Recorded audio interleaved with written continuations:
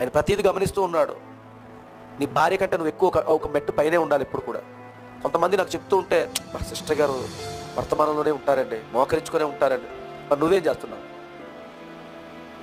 ఇంకా మన బ్రదర్ చెప్పాడు కదా, మరి నువ్వేం చేస్తున్నావు?